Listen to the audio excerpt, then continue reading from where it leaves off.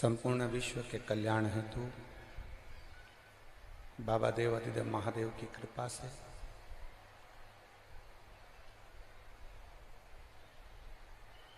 भगवान कृष्ण की क्रीड़ा स्थली ब्रजभूमि और उस ब्रजभूमि के सतियों के तप की स्थली, गोपियों के वैराग्य की स्थली, साधु सन्यासी साधक उपासकों के तप की स्थली कौशिकला दामोदर मास में कार्तिक महीने में माँ यमुना जी के घाट पर ब्रज की धरा पर ये सुंदर 7 दिवसीय शिव महापुराण की कथा श्रवण करने का सौभाग्य बाबा देव अधिदेव महादेव की कृपा से करुणा से आप और हमको प्राप्त हुआ है। बड़े भाग्यशाली हैं संपूर्ण कोसी के ब्रजभूमि के रहनिवासी, जो बाबा देव अधिदेव महादेव की कथा दामोदर मास में कार्तिक के महीने में ब्रजभूमि पर श्रवण करने का सौभाग्य मिला है। कथा के मुख्य यजमान आयोजक परिवार श्री सुभाष चंद्र जी अग्रवाल बासैया, श्रीमती रेणु जी अग्रवाल, श्री सौरभ जी अग्रवाल बासैया, श्रीमती सोनल जी अग्रवाल एवं समस्त शिव भक्त परिवार कौशिकला जिला मथुरा उत्तर प्रदेश। एक बार यजमान परिवार के लिए जोरदार ताली बजाकर स्वागत वंदन अभिनंदन। जिन्होंने भगवान देव अधिदेव महादेव की यह पवित्र शिव महापुराण की कथा का आयोजन कर संपूर्ण ब्रजवासियों के लिए और संपूर्ण देशवासियों के लिए कार्तिक के महीने का एक सुख प्रदान किया है, एक आनंद प्रदान किया है, एक रस तत्व प्रदान किया है।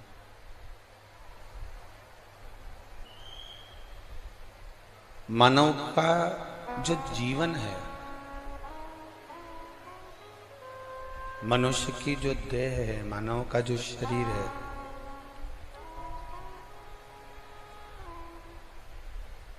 ये मिलना कठिन नहीं है। मानव का शरीर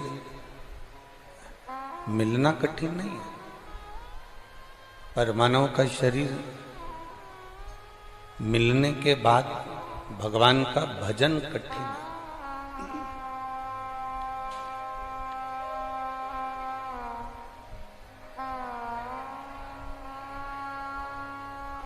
मान लो ये मनुष्य का शरीर मिल भी गया, मानव की देह प्राप्त भी हो गई,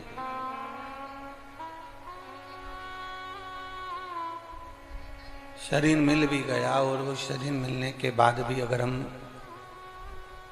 भगवान की विरल भक्ति में नहीं डूब पाए, भगवान के भजन में नहीं डूब पाए, तो ये मानव का शरीर व्यर्थ गया।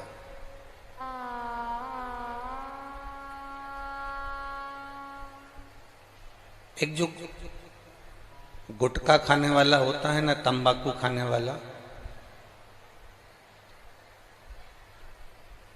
जो गुटखा खाने वाला होता है, तंबाकू खाने वाला होता है, हम उनको कहते हैं कि तुम्हें ट्रेन में सफर करो तो रिजर्वेशन कराने की जरूरत ही नहीं है, क्योंकि रिजर्वेशन तुम ट्रेन की सीट का कराते हो और 2 घंटा भी चैन से नहीं बैठ पाते। बार बार तुमको गुटखा थूकने के लिए बाहर जाना पड़ता है, बार बार तुम्हें गुटखा थूकने के लिए कहीं बाहर पहुंचना पड़ता है और तुम्हारा जो कराया गया रिजर्वेशन है, तुम्हारी कराई गई सीट की बुकिंग है, उसका सुख कोई दूसरा भोगता है।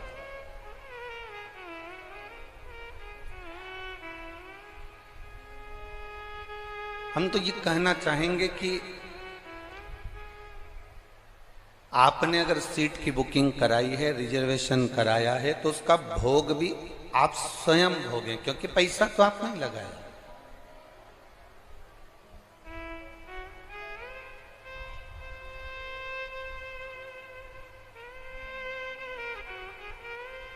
ये मैं श्री सुभाष जी अग्रवाल जी को, सुभाष चंद्र जी अग्रवाल जी को और श्री सौरभ जी अग्रवाल जी को मैं धन्यवाद देना चाहूंगा कि आप पहले यजमान हो जो पूरी 3 घंटा बैठकर कथा सुन रहे हो। नहीं तो और कथाओं में तो यजमान कथा करवा लेते हैं, खर्चा भी कर देते हैं, पर चैन से बैठकर कथा नहीं सुन पाते। यहाँ घूमे वहाँ घूमे। पर मैं सौरभ जी आपको भी और श्री सुभाष चंद्र जी अग्रवाल जी आपको भी धन्यवाद दूंगा कि आप अगर इस कथा को करवाए हो तो बाबा की कथा को आप दिल से सुन रहे हो बैठकर।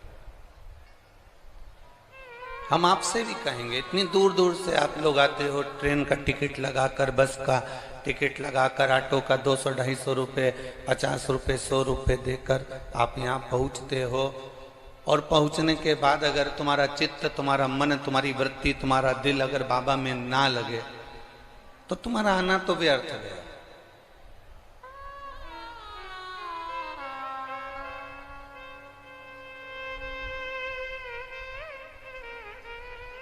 ब्रज में रह रहे हो, ब्रज में निवास कर रहे हो, और ब्रज में निवास करने के बाद भी अगर तुम्हारे मुख से राधा का नाम ना निकले, कृष्ण का नाम ना निकले, शिव का नाम ना निकले, राम का नाम ना निकले, भगवान का नाम ना निकले, तो फिर ब्रज में रहना किस कार्य का?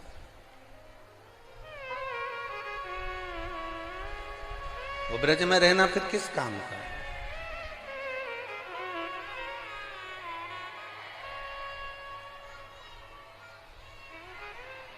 एक व्यक्ति को मालूम है कि ब्रज में जाऊंगा तो मेरा ऑटो अच्छा चलेगा। जरा ध्यान देना, बहुत हो सकता है कि हमारी बात का किसी ना किसी को बुरा भी लग जाए। हो लग जाए तो लग जाए, पर समझने वाली बात है। एक व्यक्ति ऑटो लेकर उसने सोचा ब्रज में जाऊंगा तो ब्रज में, मथुरा में, वृंदावन में, गोवर्धन में, गोकुल में, बरसाने में, नंदगांव में, कौसी में मेरा ऑटो अच्छा चलेगा। एक व्यक्ति वो आया जो कि ऑटो, रिक्शा, काम धंधा, व्यापार, व्यवसाय यहाँ अच्छा चल जाएगा तो उससे मैं अपनी कमाई कर लूंगा। एक व्यक्ति ने विचार करा कि यहाँ पर बहुत सारे लोग आते हैं तो एक काम करता हूं, बड़ा सारा होटल का निर्माण कर लेता हूं। एक व्यक्ति आया काम धंधे के उद्देश्य से।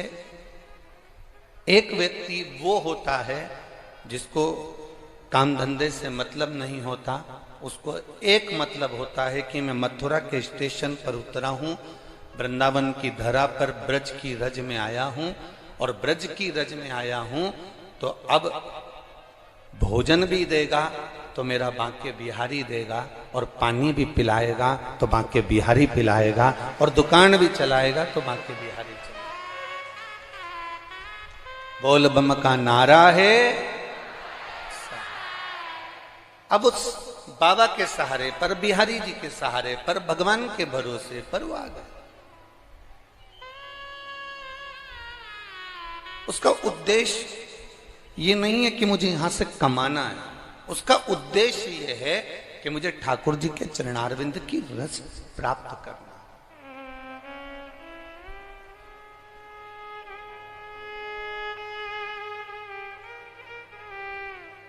चिंता किसको नहीं होती? चिंता किसको नहीं व्यापती?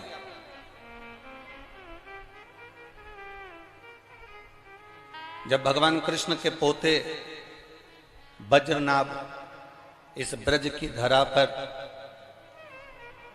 नंदगांव में जब पहुंचे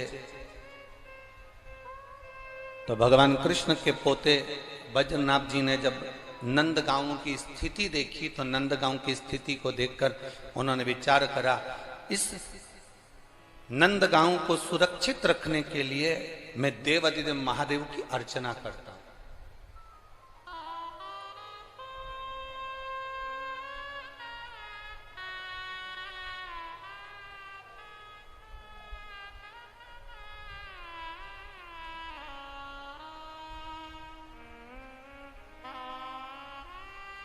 सुभाष जी अग्रवाल जी, आज हमसे कोई कह रहा था कि हम बहुत सारी कथाओं में गए, बहुत सारी कथाओं में पहुंचे। गुरु जी आपकी कथाएं हमने कई जगह सुनी है, पर सबसे सुंदर अगर व्यवस्था कहीं मिली है तो इस कोसी कला के अंतर्गत मिली है।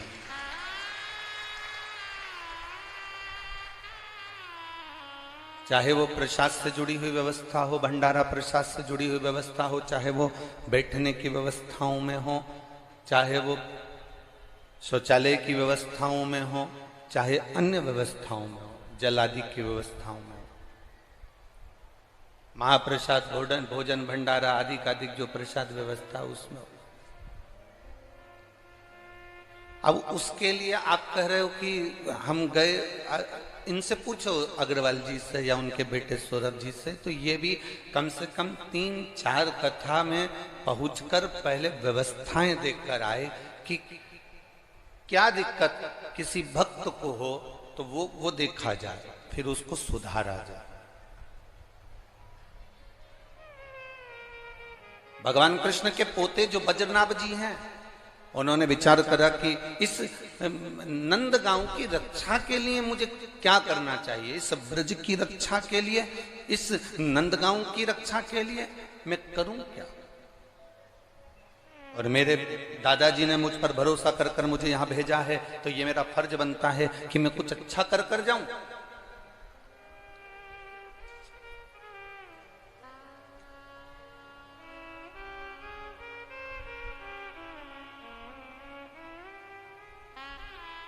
जिसको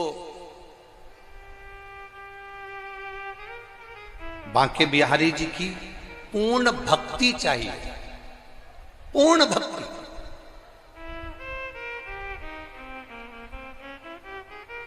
जिसको बांके बिहारी जी की पूर्ण भक्ति की जरूरत है, जिसको बांके बिहारी जी की पूर्ण भक्ति, मेरे ठाकुर की, मेरे कृष्ण की पूर्ण भक्ति चाहिए, उसको बांके बिहारी का दर्शन करने से पहले गोपेश्वर महादेव का एक बार दर्शन कर लेना चाहिए, फिर बिहारी जी के मंदिर जाना चाहिए। कारण क्या है, जब हम गोपेश्वर महादेव का दर्शन कर लेते हैं, गोपेश्वर महादेव के मंदिर में चले जाते हैं और भगवान देवाधिदेव महादेव का जब गोपेश्वर रूप का दर्शन कर लेते हैं, उसके बाद हम जब बांके बिहारी जी से नैन मिलाने के लिए जाते हैं, हम बांके बिहारी जी से लाड लड़ाने के लिए जाते हैं, हम बांके बिहारी जी का दर्शन करने के लिए उनके नेत्र कटाक्ष में अपने आनंद को पाने के लिए जाते हैं, तो जब हम गोपेश्वर महादेव का दर्शन कर कर जब बिहारी जी के सामने पहुंचते हैं, तब भगवान बांके बिहारी भी जान जाते हैं कि ये मेरी प्रिय गोपी देवाधिदेव महादेव से मिलकर आए हैं, तो ये कोई साधारण नहीं हो सकते, ये साधारण नहीं हो सकते। आप डायरेक्ट चले गए, बांके बिहारी जी का आपने दर्शन कर लिया,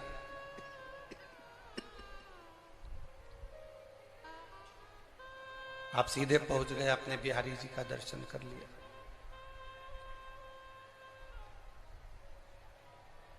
कभी प्रयास करना, कभी प्रयास करिएगा। एक बार बांके बिहारी जी का दर्शन करने से पहले गोपेश्वर महादेव का दर्शन करना, और दिल से करना।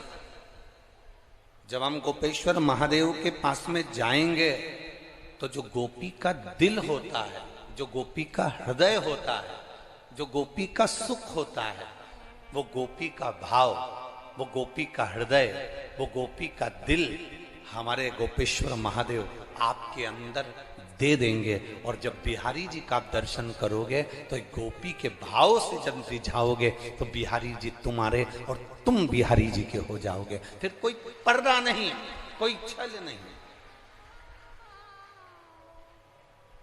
कोई पर्दा।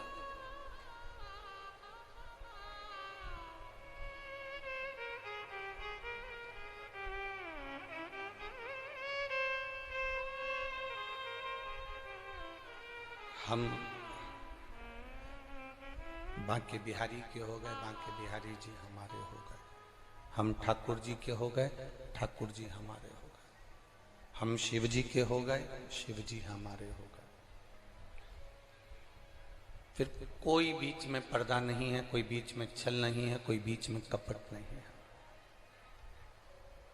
बद्रीनाथ जी ने विचार किया, बद्रीनाथ जी विचार कर रहे हैं कि इस नंद गांव में मैं तप करूं और शिव की अर्चना करूं। बहुत समझने वाला विषय है। जब भगवान कृष्ण के 16,108 रानियों से मंगल विवाह हुए, संतान का जब सुख नहीं हुआ तो उन्होंने स्वयं गर्गाचार्य बाबा को बुलाकर पूछा था कि मेरे यहाँ संतान कैसे होगी। तब एक एक रानी के साथ में 11-11 दिन तक भगवान शंकर ने शिव जी का अभिषेक किया भगवान कृष्ण ने, और 1,77,186 भगवान कृष्ण के घर में बच्चे हुए शिव जी की कृपा से।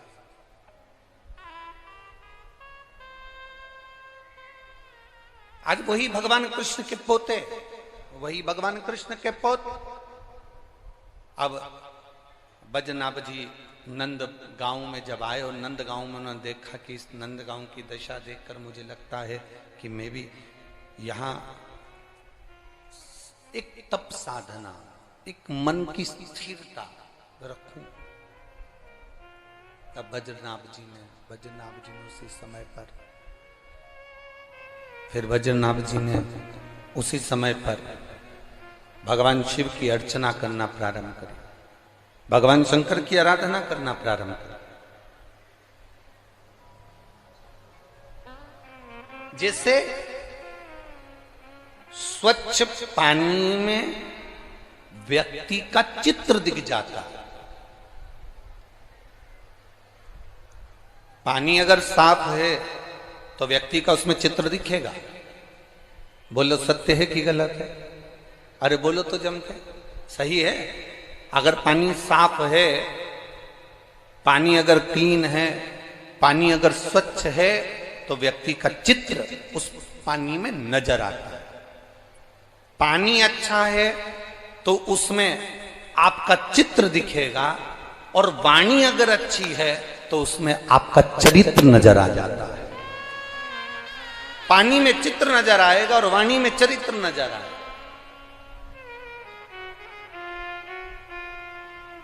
हमारे यहाँ की बुजुर्ग माताएं बड़ी बड़ी विचित्र होती है, जरा सी देर में वाणी से पहचान जाती है। जिसने भी ऊंची आवाज में बात करी, आड़ी टेढ़ी बात करी, तो तुरंत कह देती है तेरे पिताजी के घर से यही सीख के आई है। मतलब समझ गई कि वहां की वाणी यहां तक आई है।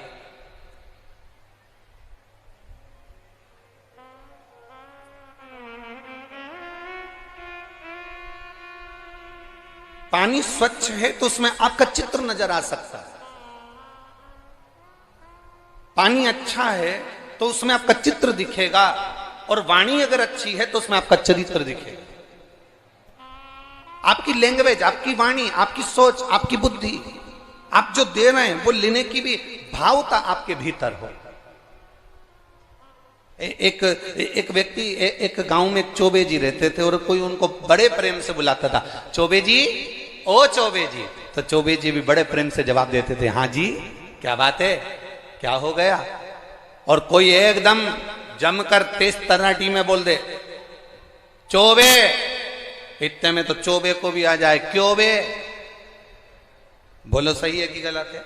अब तुमने जैसा दिया वैसा तुम्हें प्राप्त हुआ, तुमने जैसे प्रदान किया वैसा तुम्हें मिल रहा है, जैसा तुम दे रहे हो वैसा तुम्हें प्राप्त हो रहा है, जैसा तुम दोगे वैसा तुम्हें मिल जाएगा, जैसा तुम प्रदान करोगे वैसा तुम्हें प्राप्त हो जाएगा। तुमने बोला चौबे जी, तो उसने भी कहा हाँ जी, क्या बात है जी, कैसे हो जी? और जैसे तुमने अपशब्द में कहा चोबे, और जैसे तुमने कहा चोबे, तो उसने भी कह दिया क्यों बे, मतलब तुम जैसा दे रहे, तुम जैसा प्रदान करो, तुम जैसा देने का प्रयास कर रहे हो, तुम जैसा देने का प्रयास कर रहे हो, तुम जैसा प्रदान करने का प्रयास कर रहे हो, वैसा आपको प्राप्त हो। तो पानी अगर स्वच्छ है, पानी अगर निर्मल है, पानी अगर साफ है, तो उसमें हमारा चित्र नजर आता है, उसमें हमारे चित्र को हम देख सकते हैं। और अगर वाणी आपकी अच्छी है तो उसमें आपका चरित्र आप देख सकते हैं कि आपका चरित्र कैसा है, आपका जीवन कैसा है। वज्रनाभ नंदगांव में आए, नंदी पर्वत के ऊपर वज्रनाभ बैठ गए और मट्टी के शिवलिंग का निर्माण वज्रनाभ ने किया, पार्थिव शिवलिंग का निर्माण।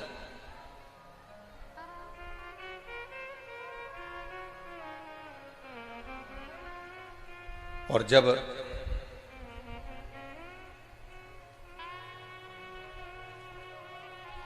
पार्थिव शिवलिंग का निर्माण किया गया और जब उस पार्थिव शिवलिंग का निर्माण कर कर वज्रनाभ जी ने जब अर्चना करना प्रारंभ करी, भगवान देवादिदेव महादेव प्रकट नहीं हुए वज्रनाभ के सम्मुख।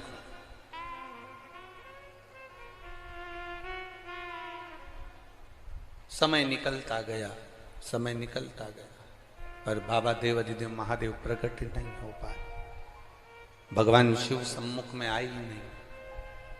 तब वज्रनाभ ने सोचा जरूर कोई ना कोई कमी होगी, जरूर कोई ना कोई मेरी सेवा में कमी रह गई होगी, इसलिए जरूर कुछ ना कुछ हुआ होगा। जैसे आप कभी आशीश्वर महादेव का दर्शन करने के लिए अगर आप जाएं, आप लोग गए हो आशीश्वर महादेव? कौन कौन गए? जरा हाथ उठाओ जरा। आशीश्वर गए हो सब लोग? रखिए हाथ। अगर आशीश्वर महादेव का दर्शन करने के लिए गए होगे तो आशीश्वर महादेव के पास में छतरी बनी हुई है लाल कलर की, करें दर्शन। जिस छतरी का नाम है पंडित नवल किशोर की छतरी। किसकी छतरी है वो? बोलो बोलो, जम के बोलो जरा। पंडित नवल किशोर की छतरी। कभी आपने पूछा जब आशीश्वर महादेव का दर्शन करने जाओ तो उस छतरी के बारे में कभी पूछना कि पंडित नवल किशोर कौन थे, और देवादिदेव महादेव आशीश्वर महादेव के पास में इनकी ये छतरी क्यों बनाई गई, कौन थे ये, क्या करते थे ये पंडित नवल किशोर जो थे ये नंदगांव के रहने वाले एक ऐसे शिव भक्त थे जो आशीश्वर महादेव केवल अकेले, केवल आपको कल भी कथा में कहा था कि दुनिया में भारत की भूमि पर केवल एक शंकर का मंदिर ऐसा है जहां पर शंकर का शिवलिंग अकेला, ना पार्वती जी, ना गणेश जी, ना कार्तिकेय, ना नंदी, कोई नहीं था, केवल शिव का शिवलिंग अकेले। मेरे महादेव अकेले भगवान कृष्ण का दर्शन करने के लिए आस लगाकर बैठे रहे, वो आशीश्वर महादेव कहलाए। ये धातु की प्रतिमाएं पार्वती जी, गणेश जी, नंदी, ये तो सब बाद में रखे, पर पहले प्रथम में स्वयंभू प्रकट होने में, स्वयं पृथ्वी से प्रकट होने में केवल आशीश्वर महादेव अकेले थे। जिस समय पर आशीश्वर महादेव अकेले बैठे रहते थे तब पंडित नवल किशोर जब शंकर के भक्त एक बार नंदगांव से पहुंचे और भगवान देवादिदेव महादेव के पास में जब उन्होंने दर्शन किया, अकेले शंकर बैठे हुए थे। पंडित नवल किशोर को लगा मेरे बाबा अकेले बैठे हुए हैं, और रोज अब वो अकेले बैठा हुआ देखते पंडित नवल किशोर तो उनको लगता कि मेरे शंकर जी अकेले बैठे, मेरे बाबा अकेले बैठे, मेरे शिव अकेले बैठे। भक्त कैसा होता है, भक्त का स्वरूप कैसा होता है, भक्त का भाव कैसा होता है।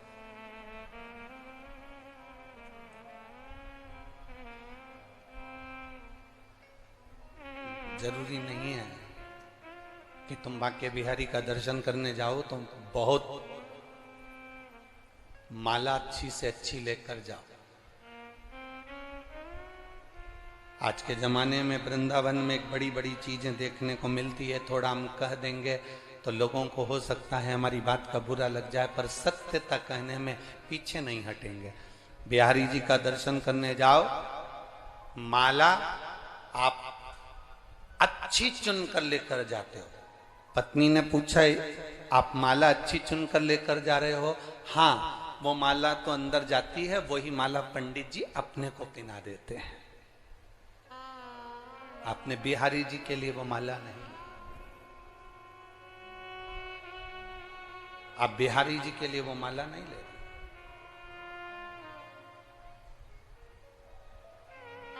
बिहारी जी ने कभी नहीं कहा, बांके बिहारी ने कभी नहीं कहा कि मुझे तुम बहुत सुंदर वस्तु ला कर देना।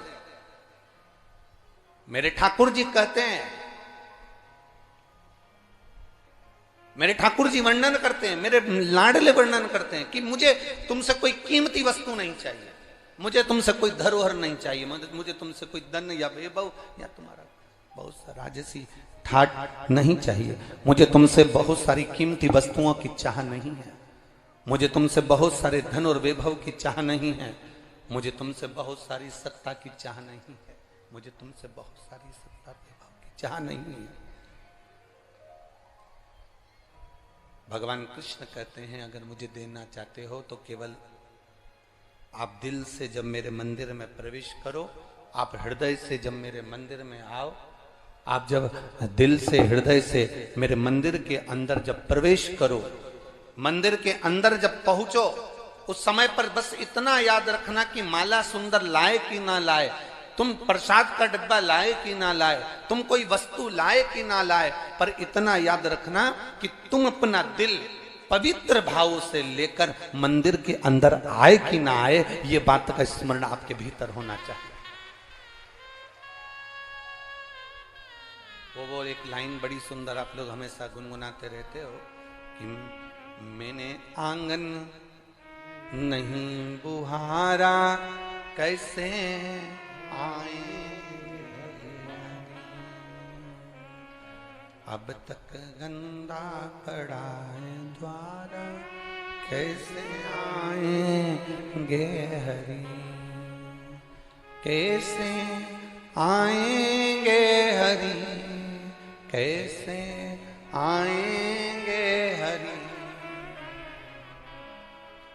अब तक गंदा पड़ा है द्वारा कैसे आएंगे, हम कैसे उसको रिझाएं।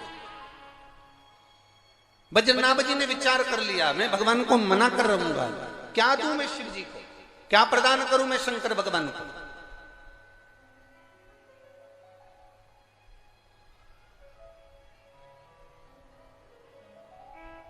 क्या दें हम भगवान शिव को। कार्तिक के महीने में एक बेलपत्र, 3 शमी पत्र, बहुत ध्यान दीजिएगा, कार्तिक के महीने में एक बेलपत्र 3 शमी पत्र,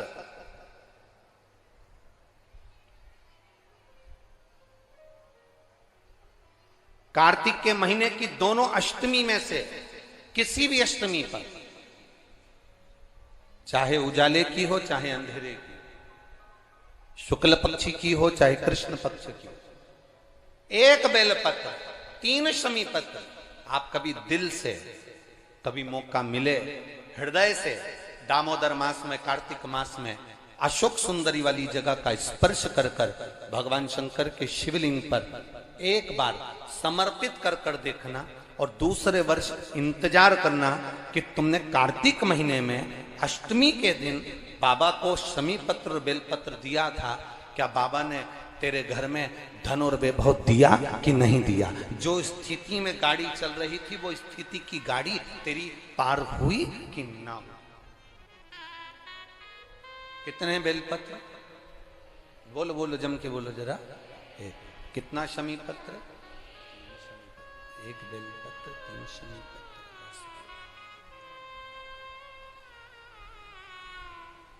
कभी स्मरण में लाइएगा।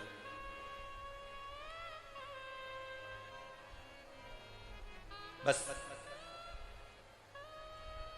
ये जो कार्तिक महीने में दामोदर मास में आप एक बेलपत्र 3 शमी पत्र अष्टमी के दिन, चाहे शुक्ल पक्ष की हो चाहे कृष्ण पक्ष की हो, दोनों अष्टमी में से किसी भी अष्टमी को जब आप समर्पित करें तो चंपेश्वर महादेव का नाम लेकर, कौन से महादेव, जम के बोलो जरा, सबकी आवाज आना चाहिए, चंपेश्वर महादेव केवल चंपेश्वर महादेव का नाम लेकर आप अशोक सुंदरी का स्पर्श कराकर शंकर भगवान के शिवलिंग पर समर्पित करें। अशोक सुंदरी तो मालूम है ना सबको। जैसे ये शिवलिंग, ये जलाधारी, ये बीच में से जो दो लाइन गई गणेश कार्तिकेय, और बीच में एक लाइन जाती है मोटी सी शिवलिंग के सम्मुख में, उसको अशोक सुंदरी का स्थान कहा। शंकर भगवान के ऊपर जो जल की जलाधारी लगती है जिसमें से बूंद बूंद पानी गिरता है, वो भगवान शंकर की 5 बेटियां हैं जो ऊपर कलश के रूप में रखी रहती हैं जिसमें से बूंद बूंद जल नीचे गिरता है। जया, विषहरा, शामली बारी, दौतली, देव, शिव जी की 5 बेटी। शंकर भगवान की 6ठी बेटी अशोक सुंदरी बीच में।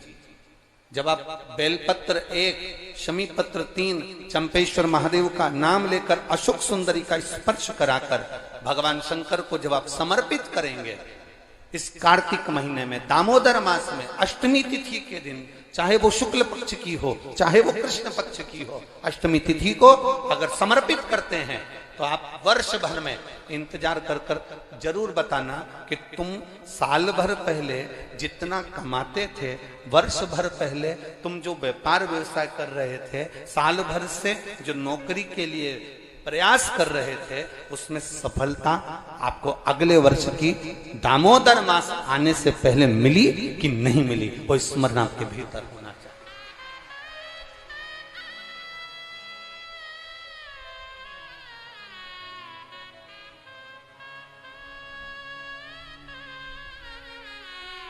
शंभु शरणे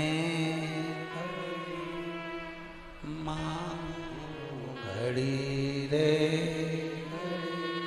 दुख काटो दया करने दर्शन।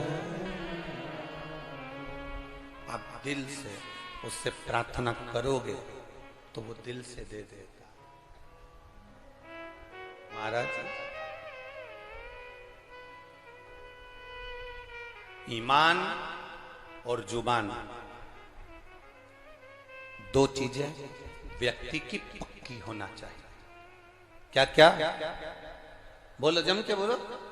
ईमान और दूसरी जुबान पक्की हो।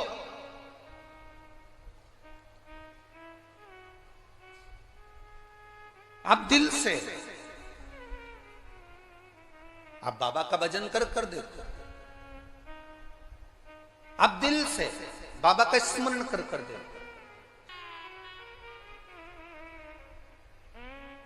चंद्रमुखी शर्मा,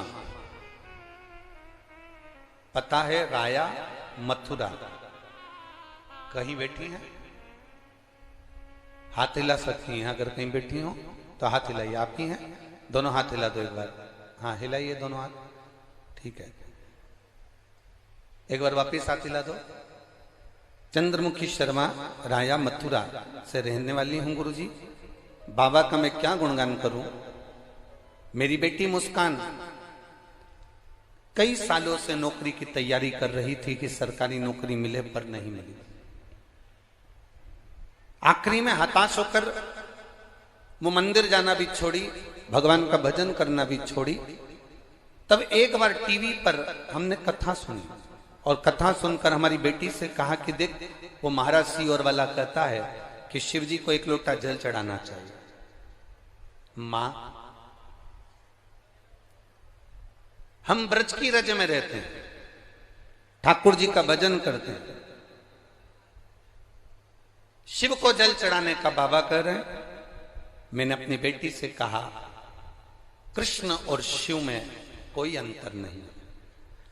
कृष्ण जब तक नहीं मिलते जब तक शंकर की भक्ति ना हो, और शंकर जब तक नहीं मिलते जब तक कृष्ण की भक्ति ना हो। ये दोनों का मिलना सरल नहीं है। मैंने कहा, जब टीवी पर बाबा कह रहे हैं, सीओर वाला महाराज कह रहे हैं कि 1 लोटा जल सारी समस्या का हल, तो जड़ा चढ़ाने में जाता क्या है। मां, 7 वर्ष से नौकरी की तैयारी कर रही हूं पर नहीं मिली, तो मुझे नहीं लगता कि मिलेगी, पर तुम कहती हो तो मैं शंकर जी को जल चढ़ाना प्रारंभ करती हूं। शिव जी को जल चढ़ाना चालू करा मेरी बेटी मुस्कान शर्मा ने। और बाबा का मैं क्या वर्णन करूं गुरुदेव, मेरी बेटी ने एग्जाम दिया और बाबा की कृपा से उसका इंडियन नेवी में हो गया। मैं बाबा को यहां प्रणाम करने के लिए आई हूं। यह शिव तत्व है भक्ति। ओ घड़ी अकाल मृत्यु वो मरे जो काम करे चंडाल का, और काल उसका क्या बिगाड़े जो भक्त हो महाकाल का। जो शिव की आराधना करता है, शंकर की आराधना करता है, शिव भक्ति में डूबा रहता है। जो शंकर की भक्ति में डूबा रहता है, शंकर की आराधना में जो डूबा हुआ है, उसको दुख क्या, उसको तकलीफ क्या, उसको कष्ट क्या, क्या दुख है, क्या तकलीफ है, क्या कष्ट है। अब सौंप दिया इस जीवन का सब भार तुम्हारे हाथ। चल रहा है नहीं ऐसा है। अब सौंप दिया इस जीवन का सब भार तुम्हारे हाथ, हे हार तुम्हारे हाथों और जीत तुम्हारे हाथ। हमारा समर्पण, हमारी भक्ति, हमारा हृदय, हमारा चित्त हम परमात्मा को कैसे ना दे दें, हम भगवान को कैसे ना प्रदान कर दें। आपने अगर दिल से, आपने हृदय से भगवान शंकर को रिझाया है, भगवान शंकर की आराधना अगर आपने दिल से करी है, शिव की भक्ति आपने अगर दिल से करी है, तो कैसे ना दे। ए ब्रज की जीजियों और मेरे ब्रज के जीजाओं, एक बात बहुत सावधानी से सुनना। दामोदर मास में, कार्तिक के महीने में यमुना के तट पर ये ब्रज की रज में आप जो कथा सुन रहे हो, और श्री सुभाष जी अग्रवाल जी, सौरभ जी अग्रवाल जी जिस कथा को करवा रहे हैं, आप आ तो गए हो बाबा के दरवाजे पर इतना अंदाजा लगा कर जाना कि मेरा बाबा तुमको खाली नहीं भेजेगा, वो भरकर जरूर भेजेगा।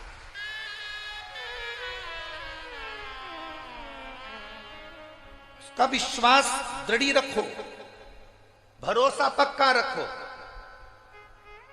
ये सुभाष जी अग्रवाल जी ये 3 साल 4 साल से लगे हुए थे। कथा कथा कथा। उनकी धर्म पत्नियों को भी धन्यवाद दूंगा और उनकी बहू रानियों को भी धन्यवाद दूंगा, जो निरंतर अपने पतियों से कहती रही, चाहे वो सुभाष चंद्र अग्रवाल जी की धर्मपत्नी हो, चाहे वो सौरभ जी की, कहती रही कथा करवाना है, शिव महापुराण कथा करवाना है। अर्थात तुम अगर दड़िये बनकर पीछा पकड़ कर बैठे तो वो कथा तुमको मिली, भले 3-4 साल में मिली, पर मिली।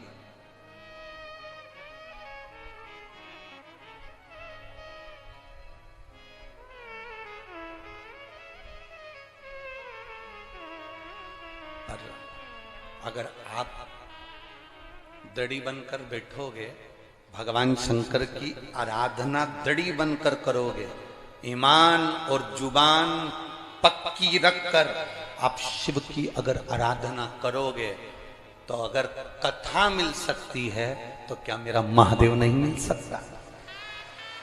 क्या मेरा शिव नहीं मिलेगा? अवश्य प्राप्त।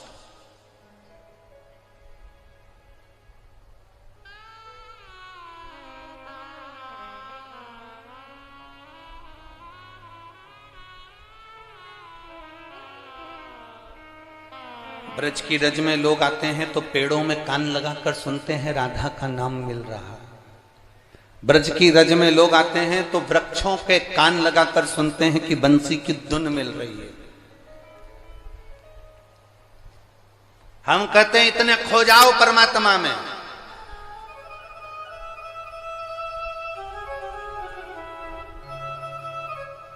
इतने खो जाओ परमात्मा में, इतने डूब जाओ भगवान में कि तुम्हें वृक्ष में कान लगाने की जरूरत ना पड़े। मेरा कृष्ण कन्हैया तुम जब चलो तो तुम में कान लगाकर तुम्हारे नजदीक में आकर खड़ा हो जाए तो समझना कि ब्रज की रज में आना हमारा सार्थक हुआ।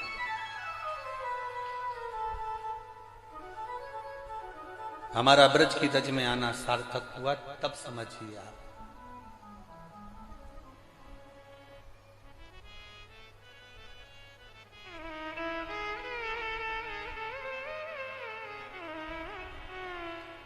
आप सब लोग ब्रज की रज में रहते हो। मीरा भगवान कृष्ण के पास जाती थी कि भगवान कृष्ण मीराबाई के यहां आते थे? बोलो जरा, उत्तर दो, जम के बोलो जरा।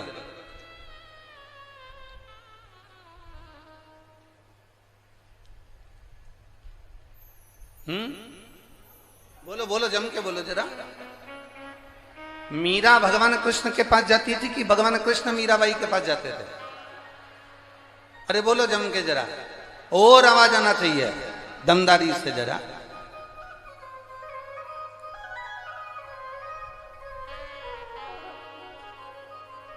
मीरा भगवान कृष्ण के पास नहीं, मीरा जहां बैठती थी भगवान की भक्ति में ऐसी डूब जाती थी कि कृष्ण ब्रज छोड़कर मीराबाई के पास मेवाड़ में दौड़कर चले जाते। ये भक्ति है मीरा का। आप जहां बैठो, कोई कहता है कि हम वहां जाएंगे तो भगवान मिलेंगे, कोई कहता है हम भगवान को पाने के लिए केदारनाथ जाएंगे, कोई कहता है हम भगवान को पाने के लिए कैलाश जाएंगे, कोई कहता है भगवान को पाने के लिए वहां जाएंगे, कोई कहता है भगवान को पाने के लिए हम वहां जाएंगे। हम कहते हैं कहीं जाने की जरूरत नहीं है, तुम्हारे घर में रहो, तुम्हारे घर के पास में जो शंकर का मंदिर हो, तुम्हारे घर के पास में जो शिवालय हो, तुम्हारे घर के पास में जो शंकर की चौखट हो, बस वहां चले जाओ, एक लोटा जल अपने घर में से भर कर लेकर जाओ और शंकर को समर्पित कर कर आओ। तुम्हें कहीं जाने की जरूरत नहीं, महादेव तुम्हें ढूंढते ढूंढते तुम्हारे पास जरूर आएंगे। करिए भगवान शिव को भाव से, हृदय से प्रार्थना करें। जहां जगह मिले वहां बैठकर भगवान शिव से मन की बात बड़े भाव के साथ कहिए। जो कार्यकर्ता खड़े हैं वो भी बैठकर भगवान शंकर से अपने मन की बात, अपने हृदय की बात, अपने दिल से बाबा से प्रार्थना करिए। श्री शिवाय नमस्तु, श्री शिवाय नमस्तु, श्री शिवाय नमस्तु, श्री शिवाय नमस्तु, श्री शिवाय नमस्तु। भोला सब दुख काटो हमारा, ओ भोला सब दुख काटो हमारा।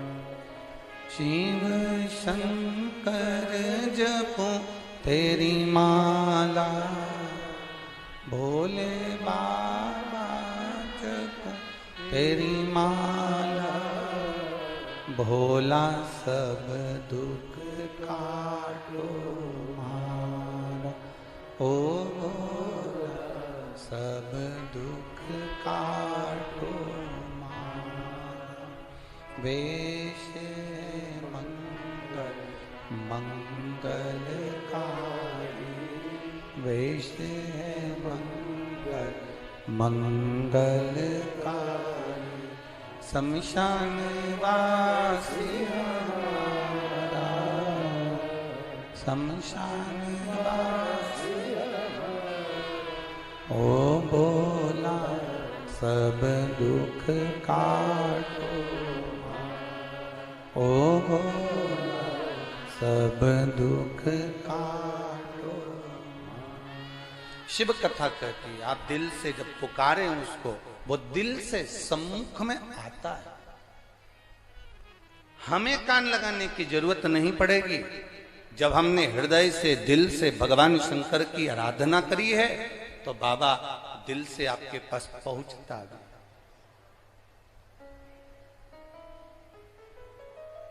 आपने हृदय से पुकारा तो क्यों ना आया? बद्रीनाथ भगवान कृष्ण के पोते भगवान शिव की आराधना में लीन क्यों नहीं आ रहे बाबा? एक बार पशुपति व्रत करा नहीं हुआ काम, दूसरी बार पशुपति व्रत करा नहीं हुआ काम, तीसरी बार पशुपति व्रत करा नहीं हुआ काम, तो क्या बाबा सुनेगा नहीं? एक माँ ने पत्र में लिखा है, मेरा बेटा 2013 को कहीं चले गया था, जिसकी रिपोर्ट मैंने थाने में भी करी थी, उसकी पूरी रिपोर्ट आदि कादिक में लगा रही हूं। गुरुदेव, मेरा बेटा पीलाराम पटेल, ग्राम मेनापारा, थाना खरसिया, जिला रायगढ़, छत्तीसगढ़ के हैं। जरा कहीं बैठी हो तो हाथ हिला सकती हैं, अगर कहीं बैठी हो तो हाथ हिला सकती हैं। मैं क्या बखान करूं गुरुदेव? पशुपति व्रत में वो वर्णन है, मेरा बेटा 11/7/2013 को लापता हो गया था और कहीं चला गया था, वो मिला नहीं। मैंने भी, सबने कहा तुम्हारा बेटा अब नहीं मिलेगा। जब 2013 का गया और 2023 चल रहा है तो बेटा कहां से मिल सकता है? मैंने टीवी पर कथा सुनी और कथा सुनकर आसन लगाकर आप कहते हो कि अगर टीवी के सामने भी आसन लगाकर बाबा से जो मांगा जाए वो बाबा देता है।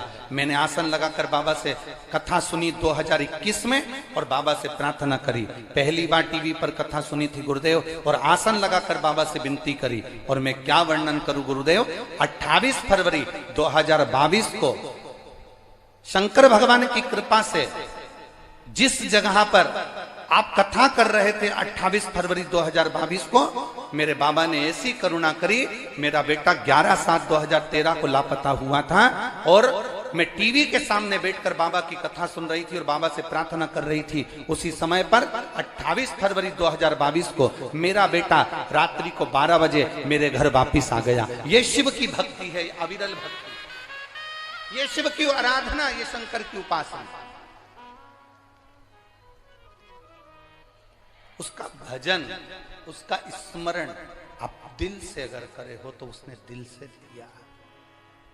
आप लोगों से निवेदन बस केवल इतना है कि जिस समय पर श्री शिवाय नमस्तुभ्यम आप और हम बोले, उस समय आप भी अपने दिल की बात मेरे महादेव से, अपने मन की बात इस ब्रज की रज में बाबा देवाधिदेव महादेव से, अपने हृदय से बाबा के चरणों में अपने मन की बात अवश्य कहें, अपने दिल की बात अवश्य कहें, भगवान से अपने मन की बात अवश्य करें।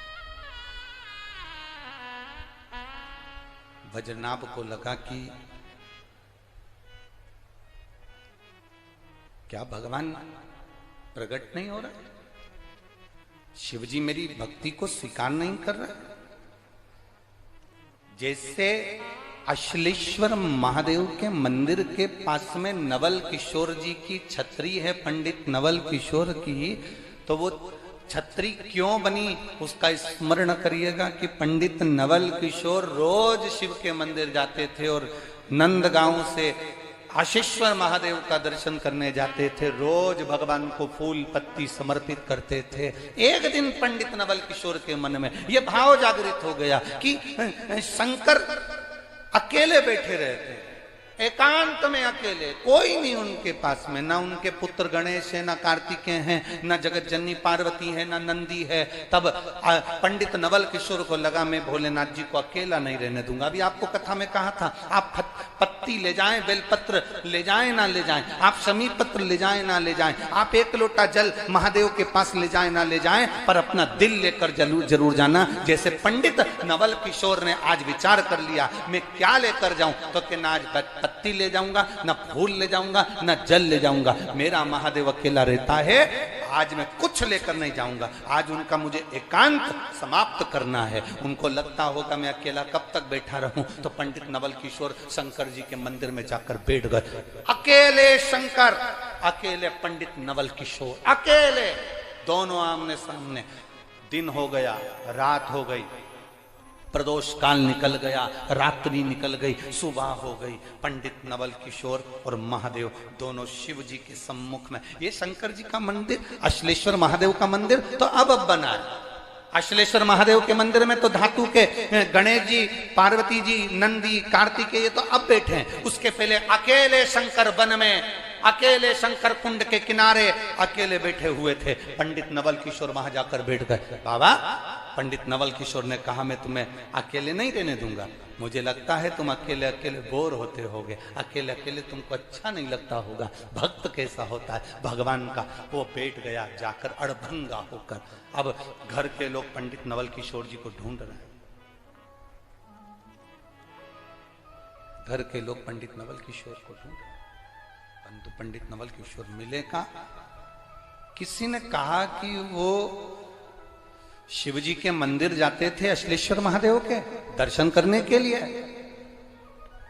शंकर के मंदिर पहुंचते थे। चलो, दूसरे ने कहा मंदिर मंदिर नहीं जाते थे, शंकर जी के मंदिर में झाड़ू पोछा लगा देते। तीसरे ने कहा नहीं नहीं नहीं, मंदिर में जाकर भगवा का शिकार करते थे।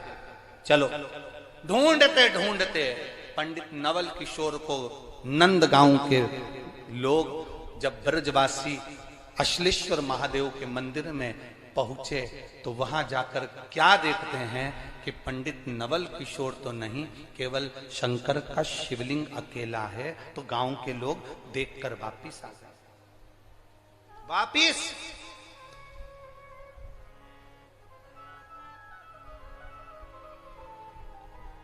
अब पंडित नवल किशोर है कहां? पंडित नवल किशोर है कहां? तो कोई अगर स्मरण करे तो पंडित नवल किशोर कहीं नहीं, शंकर के शिवलिंग के ठीक सामने अकेले बैठे बाबा से बात कर रहे। बाबा, आप अकेले बैठे हो? बाबा, आपको अकेला अच्छा नहीं लगता होगा ना? बाबा, आज मैं आपके लिए फूल लेकर नहीं आया। बाबा, आज आपके लिए मैं बेलपत्र लेकर नहीं आया। बाबा, अब मैं घर नहीं जाऊंगा, मैं केवल आपसे बात करूंगा और मुझे विश्वास है आप भी मुझसे बात करोगे। पंडित नवल किशोर हिले नहीं जब तक शंकर भगवान प्रकट होकर पंडित नवल किशोर से बात ना कर लिए। हिले ही नहीं। ये ब्रज की धरा, ये ब्रज की रज है, जहां दृढ़ी बनकर अगर भक्त बैठ जाए कि मुझे बिहारी जी से बात करना है, मुझे बिहारी जी से नैन मिलाना है, मुझे ठाकुर जी के दर्शन करना है, मुझे गिरिराज बाबा की परिक्रमा करना है।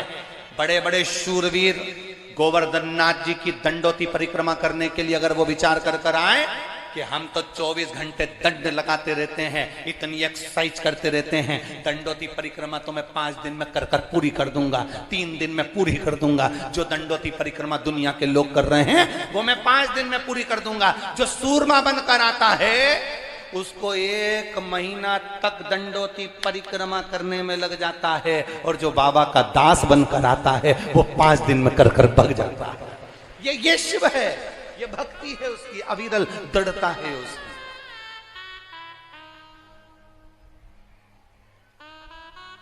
अब सौंप दिया इस जीवन का सब भार तुम्हारे।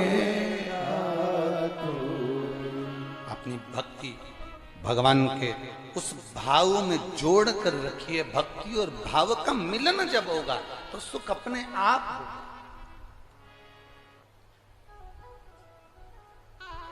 इतनी सारी बहुएं बैठी हैं, एक प्रश्न करना चाहते हैं, उत्तर दोगी क्या? तुम्हारी सास तुम्हें सोने का हार ना दे, शादी वाले वो क्या बोलते हैं, इधर क्या बोलते होंगे, हमारे यहाँ तो चढ़ावा बोलते हैं कि शादी के दिन बहू को चढ़ावा दिया जाता है, इधर क्या बोलते हैं? अरे बोलो तो जम के, चढ़ावा ही बोलते हैं। वो सोने का हार, पाटली, करधनी, पायल, लहंगा, चुन्नी बेस, 5-7 साड़ियां, डेंटिंग पेंटिंग का डब्बा, ठीक है, और चप्पल। बोलो बोलो जम के बोलो जरा, क्या बोलते हैं इसको? यहां पर चढ़ावा ही बोलते हैं ना। अब ससुर सास सोने की कोई रकम नहीं लाए, पांव की पायल नहीं लाए, कमर की तगड़ी ना लाए, भुजबंद ना लाए, कड़ा ना लाए, और एक सोने का बिस्कुट ला दे, अच्छा लगेगा? अरे बोलो तो जम के। जितने का हार बनना था, जितने की पाटली बनना थी, जितने का कड़ा बनना था, जितने की हसली बनना थी, जितने की तगड़ी बनना थी, जितने का भुजबन बनना था, वो सारा के सारा एक सोने का बिस्कुट लाकर बहू की गोदी में दे दे। और ना हार देना, पाटली देना, चूड़ा देना, चूड़ी देना, कान का देना, नाक का देना, गले का दे, ना बिंदी देना, कुछ नहीं दे। अच्छा लगेगा? तो अच्छा लगना चाहिए ना। सोना चाहे ऐसे मिले, सोना चाहे वैसे मिले, अच्छा तो लगना चाहिए। पर अच्छा नहीं लगता। शादी में सोने का बिस्कुट इतनी दम नहीं रखता जितना शादी में दिया गया सोने का हार, पाटली, नाक की लौंग, कान का बुंदा, कमर की करधनी, भुजबंद। सोने का बिस्कुट यहां काम नहीं करेगा, यहां जेवरात काम करेंगे। उसी तरह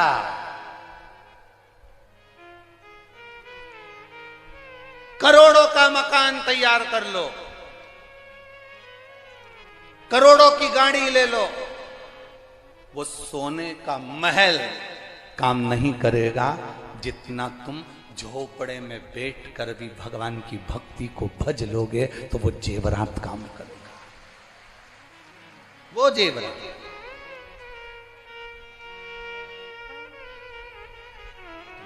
भगवान की जितनी जितनी भक्ति करोगे तुम, भगवान का जितना जितना भजन करोगे तुम, भगवान का जितना जितना स्मरण करोगे, वो तुम्हें सुख देगा, वो तुम्हें आनंद देगा, वो तुम्हारी अविरलता भक्ति को प्रदान करेगा। सोने का बिस्कुट बाद में काम आ सकता है, मना नहीं है, पर शादी के समय पर तो सोने का जेवर ही काम करता है। शादी के समय पर तो सोने का जेवर ही काम करेगा। उसी तरह जब तुम भगवान को रिझाने की बात आए तो वस्तु को मत देखो, तुम ये भाव रखो कि मैंने भगवान को रिझाना कैसे है, मैं भगवान को क्या दे रही। एक माँ ने बड़ा सुंदर भाव लिखा, गुरुजी मेरे घर के लोग कहते थे क्या झाड़ू लगाने से, पोछा लगाने से, क्या भगवान के मंदिर में सफाई करने से कुछ मिल सकता है? मैं प्रमाण देती हूँ। ये इतना बड़ा पत्र उस माँ ने लिखा, मैं प्रमाण देती हूँ। देखिए पत्र, देखिए कितना बड़ा। और पत्र लिखा है, मेरा नाम सुनीता है और मैं उदय रेजिडेंसी कलवारी आगरा की रहने वाली हूँ। कहीं बैठी हो तो हाथ हिला सकती हैं, कहीं बैठी हो तो अपना हाथ हिला सकती हैं दोनों। हाँ एक बार वापिस हिला दो। हाँ ठीक है। श्री शिवाय नमस्तुभ्यम। एक बार वापिस हाथ हिला दो। मेरा नाम सुनीता है और मैं उदय रेजिडेंसी कलवारी आगरा की रहने वाली हूँ। गुरुजी बाबा का मैं क्या गुणगान करूं। बाबा बाबा है। मेरी बेटी 4 साल से सरकारी नौकरी की तैयारी कर रही थी पर उसका सिलेक्शन नहीं हुआ था। तब मैंने अपनी बेटी से कहा कि बाबा के मंदिर पर जाया कर, सफाई कराकर, मंदिर में श्रृंगार कराकर 1 लोटा जल बाबा को चढ़ाया कर। आजकल के पढ़े लिखे बच्चे कहाँ विश्वास करते हैं बाबा पर मेरी बेटी ने विश्वास करा, शिव मंदिर जाना चालू करा, शंकर के मंदिर में सफाई करती, जाकर श्रृंगार करती, पशुपति व्रत 3 बार कर चुकी। और बाबा की कृपा का मैं क्या गुणगान करूं। लोग कहते हैं पशुपति व्रत करना चाहिए, 1 बार करा नहीं हुआ, उसका मन टूटा, दूसरी बार करा फिर मन टूटा, तीसरी बार मेरी बेटी ने कहा नहीं करूं। मैंने कहा 1 बार फिर कर, बाबा कृपा करेगा। और मेरी बेटी का इंटरव्यू हुआ और बाबा की कृपा से मैं क्या वर्णन करूं गुरुदेव, मेरी बेटी का ऑल इंडिया में 5वें स्थान पर उसकी नौकरी का पद उसे प्राप्त हुआ। मैं बाबा को यहाँ धन्यवाद देने के लिए आई हूं, जिसकी सरकड़ी करो भक्ति उसकी।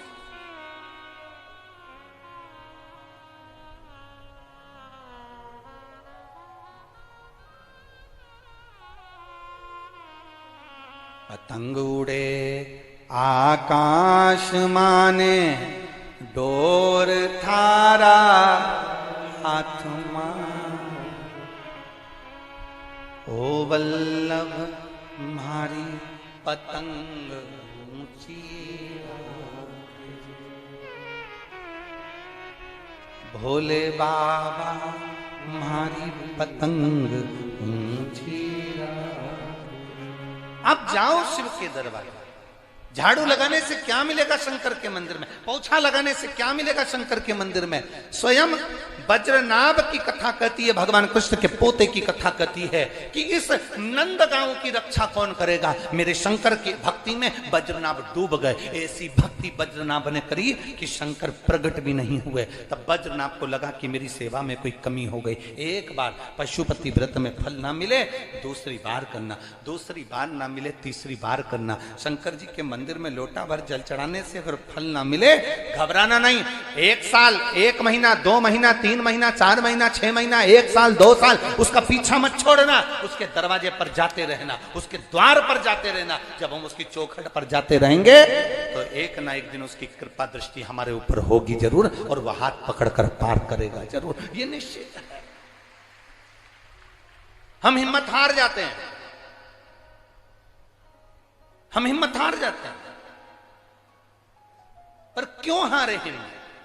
किस लिए तत्व इसी आपका विश्वास दृढ़ है, आपका भरोसा दृढ़ है। आपने शंकर के मंदिर बेलपत्र के वृक्ष के नीचे जाना नहीं छोड़ा, भगवान शंकर की आराधना करना नहीं छोड़ी। जब आप शंकर को नहीं छोड़े तो शंकर आपको कैसे छोड़ सकता है, शिव आपको कैसे छोड़ देगा।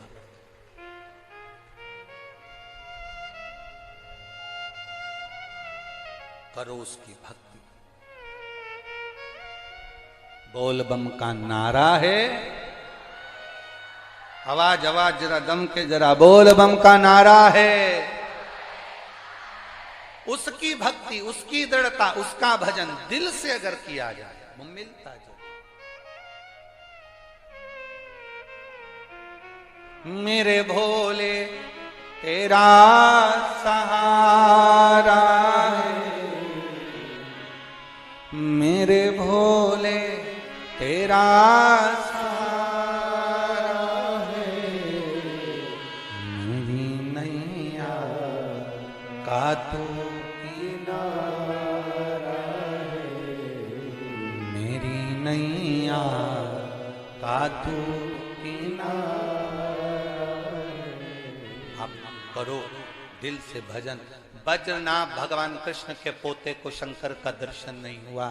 आखिरी में वज्रनाभ ने विचार कर लिया, अगर शिव प्रकट नहीं होंगे तब तक उनके चरण नहीं छोड़ूंगा। वज्रनाभ ने क्या करा, पूरे ब्रज के जितने कुंड सरोवर थे सारे कुंडों का जल लेकर आते और पार्थिव शिवलिंग का निर्माण कर कर नंदी पर्वत के ऊपर शिव जी को समर्पित करते। तब मेरे देवादिदेव महादेव प्रकट नहीं हुए। वज्रनाभ ने आखिरी में नंद गांव में, नंद महल के नजदीक में देवादिदेव महादेव से कहा, बाबा आप आते नहीं, आप अगर आओगे नहीं तो मैं यहीं प्राण त्याग दूंगा। तब भगवान शंकर भगवान कृष्ण के पोते के लिए, वज्रनाभ के लिए नंद गांव में, नंद महल के नजदीक में मेरे शंकर प्रकट हो गए, मेरे शिव प्रकट, जिनका नाम नंदीश्वर महादेव हो गए। गयो नंद गांव में आप लोग कभी? बोलो बोलो जम के जरा। नंद महल के नजदीक में नंदीश्वर महादेव है। करे हैं दर्शन? किस किस ने करे? जरा हाथ उठाओ जरा। करे हैं दर्शन? कभी मौका मिले, वज्रनाभ ने यहां पर तप कर कर पूरे ब्रजमंडल के जितने कुंड, जितने सरोवर, जितने तालाब, जितने बावड़ी, जितने नदी, जितने पवित्र पवित्र कुंड हैं, बावड़ी है, तालाब है, सरोवर है, वज्रनाभ भगवान कृष्ण के पोते ने सारे कुंडों का जल लाकर यहां पार्थिव लिंग का निर्माण कर कर जल समर्पित करा था। इसलिए अगर पूरे ब्रज की परिक्रमा ना कर सको तो नंद गांव के नंदीश्वर महादेव के मंदिर के अंदर जाकर अगर फर्श का स्पर्श ही कर लोगे तो पूरे ब्रज यात्रा का फल प्राप्त हो जाता। वो नंदीश्वर महादेव, बोल नंदीश्वर महादेव की, हर हर महादेव। वो साधारणता नहीं है महाराज, ब्रज की एक एक रज पर, एक एक स्थान पर मेरा शिव समाहित है, बस उसको पहचान चाहिए।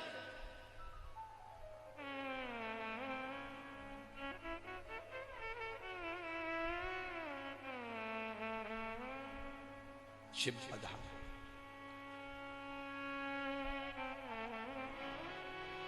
शंकर की भक्ति, शंकर की उपासना शिव पुराण कहती है। ब्रह्मा जी ने भगवान विष्णु से पूछ लिया था कि तुम्हारे पिता कौन है। भगवान नारायण के मुख से निकल गया था कि मेरे पिता देवाधिदेव महादेव है।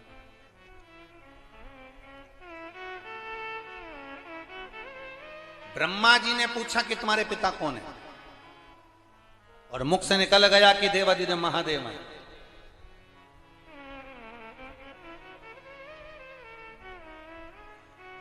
भगवान नारायण ने एक क्षण की देरी नहीं करी और कह दिया देवाधिदेव महादेव। आप लोगों से अगर कहीं का व्यक्ति प्रश्न करता है, आप लोगों से लोग कहते हैं, कई लोग गोवर्धन नाथ जी पर जब दूध चढ़ता है और गिरिराज बाबा पर दूध चढ़कर वो पांव के अंदर आता है, तो इतने सारे लोग बाबा के चरणों में आकर, गिरिराज जी के चरणों में आकर प्रश्न करते हैं, अरे इससे तो कहीं किसी को पिला देते तो अच्छा था, कहाँ गिरिराज बाबा पे दूध चढ़ाया, वो पांव में आ रहा है, ऐसा हो रहा है, वैसा हो रहा है। पर कभी विचार करा, सनातन धर्म पर उंगली उठाने वाले जितनी भी उंगली उठाते हैं, उनको वचन के अनुकूल, शब्दों के अनुकूल आपको उत्तर देना चाहिए।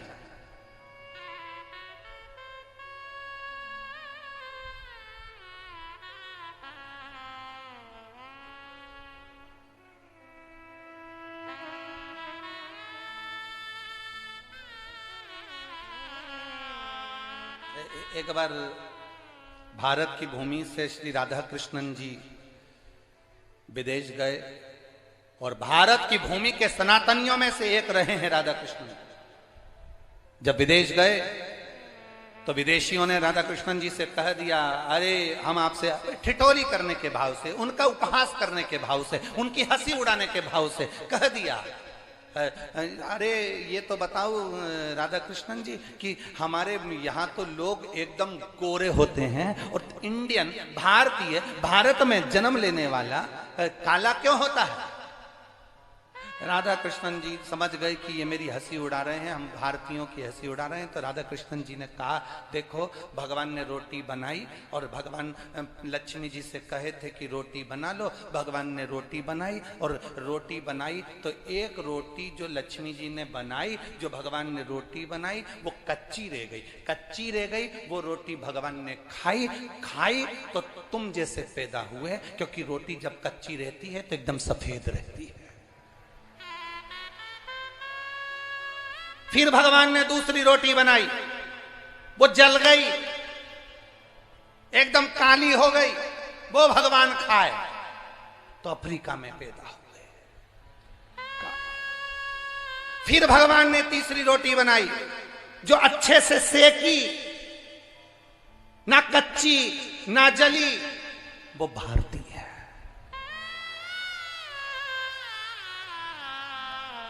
एक भारतीय ऐसा होता है, भारत की भूमि पर जन्म लेने वाला व्यक्ति ऐसा होता है जो दुख और सुख में सिका हुआ होता है। और नहीं तो विदेश में एक महिला अपना, उसका पति मर गया था, उसकी कब्र पर पंखा कर रही थी। तो भारत के एक संत ने उस महिला को देखकर पूरे नगर में सूचना कर दी कि विदेश की महिला कितनी प्रथम नंबर पर है। हमारे यहाँ की महिला पति मरता है तो उसके साथ सती हो जाती है, और विदेश की महिला पति मर जाता है तो उसकी कब्र पर पंखा करती है। संत को लगा हमारे भारत की महिला से ज्यादा विदेश की महिला प्रथम है, तो संत से रहा नहीं गया और वो महिला के पास गए और महिला से पूछा, माता जी आप क्या कर रही हो? उसकी महिला ने कहा, मेरा पति मर गया तो कब्र पर पंखा कर रही हूँ। कब्र पर पंखा क्यों कर रही हो? महिला ने कहा, हमारे देश का नियम है, जब तक पति की कब्र सूखती नहीं तब तक हम दूसरी शादी नहीं कर सकते।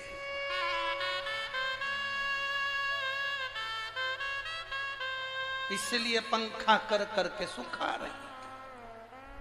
संत को लगा कि भारत के आगे सब फीका है, क्योंकि भारतीय जो पका होता है वो दुख और सुख में पका होता है। ये भारत जननी है संस्कारों की, ये भारत दैनी जननी है सभ्यता और संस्कारों की, जिसने दुनिया को दिया है, दुनिया को केवल प्रदान किया है।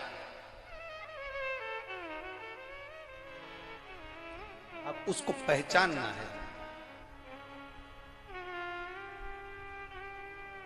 मेरे राम जी महाराज पृथ्वी पर जन्मे, वो भी दुख और सुख में सीखे हैं। मेरे भगवान कृष्ण पृथ्वी पर जन्मे तो वो भी दुख और सुख में सीखे हैं। कारागार में जन्म हुआ, द्वारका तक का उन्होंने जो आनंद पाया है वो दुख और सुख की गति में एक आनंद की अनुभूति करी।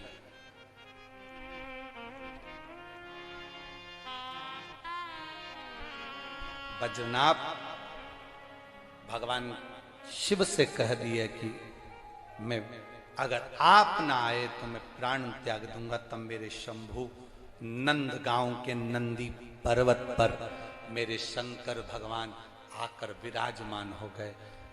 बद्रीनाथ क्या चाहते हो? भगवान कृष्ण के पोते से भगवान शिव पूछ रहे क्या चाहते हो? प्रभु आप इस नंद गांव के रक्षक बनकर विराजमान हो जाओ। शिव जी कहते हैं ठीक है, मैं रक्षक बनकर विराजमान हो जाता हूं। भगवान शंकर नंद गांव के रक्षक बनकर नंदीश्वर महादेव के रूप में विराजमान। ब्रह्मा जी भगवान विष्णु से पूछते हैं तुम्हारे पिता कौन है? संसार में एक बात हमेशा याद रखना, जिसको किसी को अपना गोत्र नहीं मालूम हो, जिसको कुछ भी नहीं मालूम हो, बस वो इतना याद रखना कि तुम्हारा अगर कोई नहीं तो तुम्हारा पिता, तुम्हारा दादा, तुम्हारा परदादा, तुम्हारा पिता पर पिता, दादा पर दादा का नाम भी अगर नहीं मालूम हो तो एक नाम याद कर कर रखना कि शिव हमारे दादा भी हैं, शिव हमारे पिता भी हैं, शंकर हमारे घर के बुजुर्ग भी हैं और शंकर हमारे रक्षक भी हैं। उसके सिवाय कुछ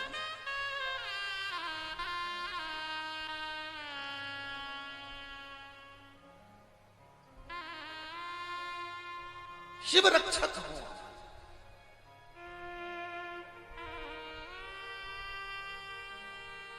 महाराज शिव कथा कह रही है, भगवान शंकर की कथा कहती है।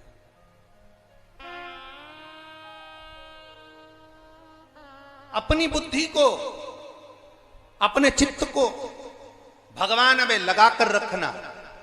जैसे पहले कथा में कहा था, अगर आपने कहाँ कथा हुई थी? उत्तर प्रदेश मैनपुरी में कथा करी थी। वहां की कथा में स्मरण किया होगा, हमने एक बात कही थी, सन्यासी की मति और गृहस्थी की श्रीमती ठीक रहना चाहिए। क्या क्या? बोलो बोलो, जम के बोलो जरा। सन्यासी, साधु, संत, तपस्वी, साधक, उपासक, भगवान का भक्त, सन्यासी की मति और घर में रहने वाले की श्रीमती, ये दोनों ठीक रहना चाहिए। सन्यासी की मति ठीक नहीं रहती तो वो दर दर ठोकर खाता है, और गृहस्थी की श्रीमती, समझ गए? श्रीमती अगर ठीक नहीं रहती तो वो भी दर दर ठोकर खाता है। मति और श्रीमती ये दोनों श्रेष्ठ रहना चाहिए। मति और श्रीमती ये ठीक रहना चाहिए। अगर कोई संत बन गया, साधु बन गया, सन्यासी बन गया, तपस्वी बन गया, साधक बन गया, उपासक बन गया, ब्रज की रज में तुम निवास कर रहे हो और ब्रज की रज में रहकर अगर तुम संत का जीवन जी रहे हो तो तुम्हें भगवान कृष्ण, राधा, शिव, राम, भगवान से एक आनंद की अनुभूति होना चाहिए, उसकी करीब ही बढ़ना चाहिए। उसके बीच में हम परमात्मा को कैसे रिझा सकें, हमें उसकी एक आनंदता होना चाहिए।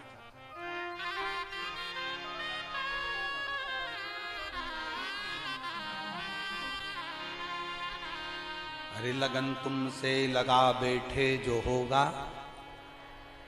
अरे बोलो तो जम के, देखा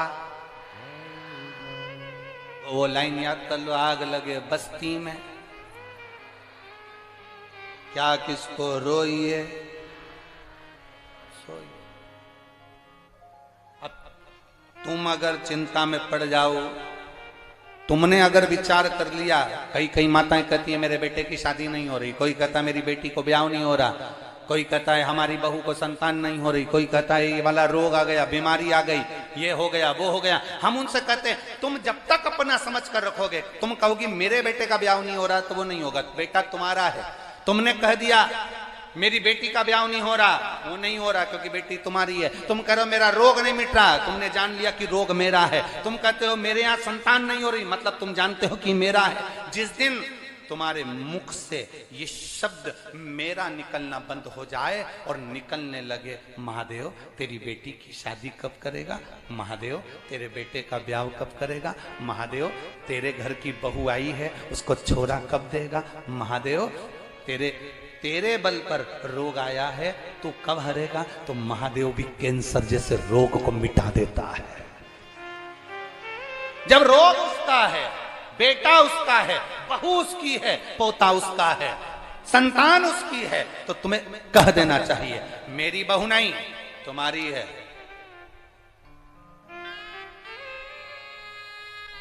तुम्हारी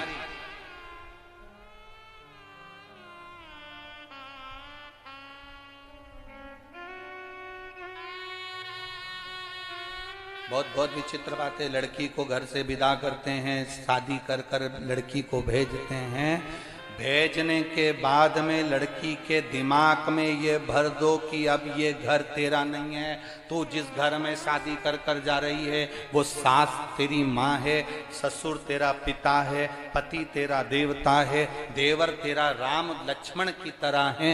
ये सारी बातें उसके विचार में भर दो। अगर तुम रोज फोन लगा कर कहोगी मेरी बेटी कितनी दुखी है, मेरी बेटी से सारा घर का काम कर रही है, मेरी बेटी, तो बेटी को लगेगा कि केवल मेरी माँ ही मेरा भला सोचती है, मेरी सास का भी भला नहीं सोच सकती। तुम मेरा मेरा करते रहोगे, उसका चित्त उसका मन कभी ससुराल में नहीं लगेगा। जिस दिन तुमने कह दिया कि बेटा अब हमारा नहीं, अपने घर का ध्यान रखो, बार बार फोन पर बात मत करना, हफ्ते 2 हफ्ते में एक बार कर लिया, बात कोई जरूरी हो रोज लगा लेना, पर जब बात जरूरी नहीं हो बेटा तो ज्यादा फोन लगाने की जरूरत नहीं। घर साधो, परिवार साधो, उनमें प्रेम बढ़ाओ। जब तुम उनमें प्रेम बढ़ाओगी ना तुमको वहां अच्छा लगने लगेगा।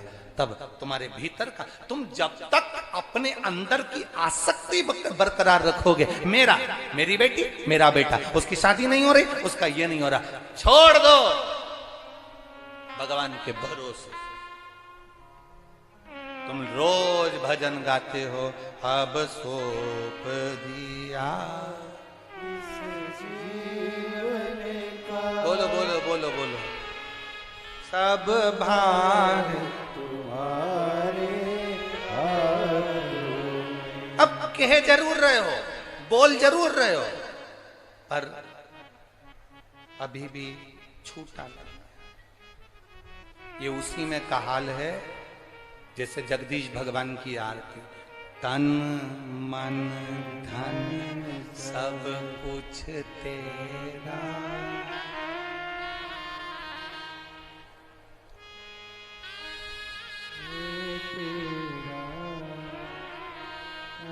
तुझको याद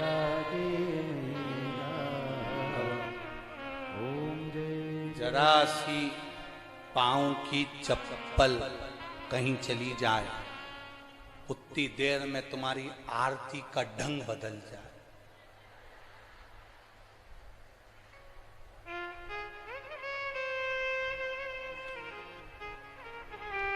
अब मात पिता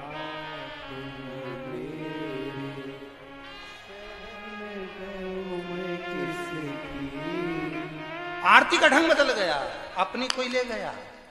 अब आरती में सोच रही है शरण गहूं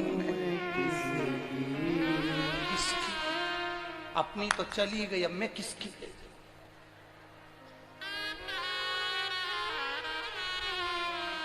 ढंग चेंज, विचार चेंज हो गया।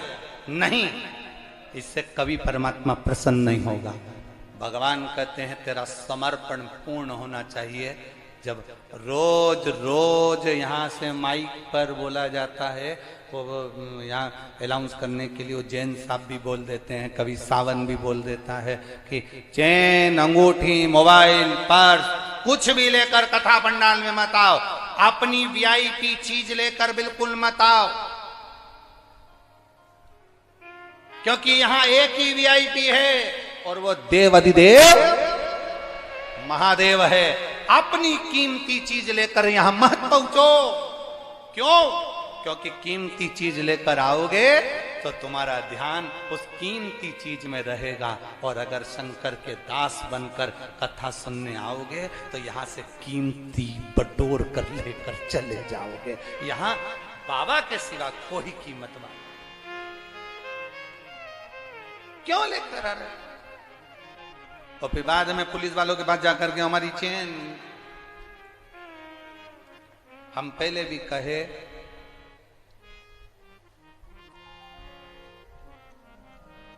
चोटे की निगाह चेन पर होती है, लुच्चे की निगाह तुम्हारी सुंदरता पर होती है,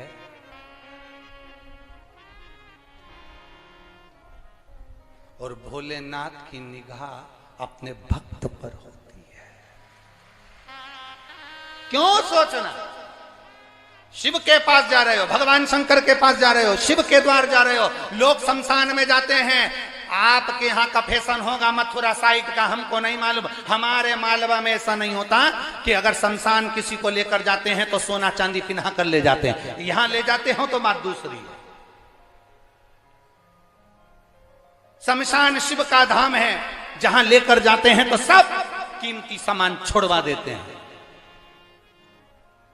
अपने घर छोड़कर जाओ, शिव जी से मिलने जा रहे हो, शमशान जा रहे हो। शिव महापुराण में कभी भी आओ तो तुम्हारा कीमती सामान नहीं, शिव पुराण में आना तो अपना दिल लेकर आना, अंदर से खाली होकर आना कि मेरा मन आज बाबा को पाना है, कुछ भी हो जाए। शिव पुराण की कथा में अगर पंडाल में बैठकर सुनूंगी, ब्रज की रज में, दामोदर मास में, कार्तिक मास में मैं जाऊंगी, बैठूंगी, भले मुझे जितनी कथा मिलेगी मैं सुनूंगी। पंडाल में जगह नहीं मिली तो बाहर बैठकर सुनूंगी, पर ब्रज की रज में जमीन पर बैठकर कथा सुनूंगी। तो ये निश्चित मानकर जाना कि बाबा फिर तुमको खाली नहीं भरकर भेज देता, भरकर भेजेगा, खाली नहीं भेज सकता।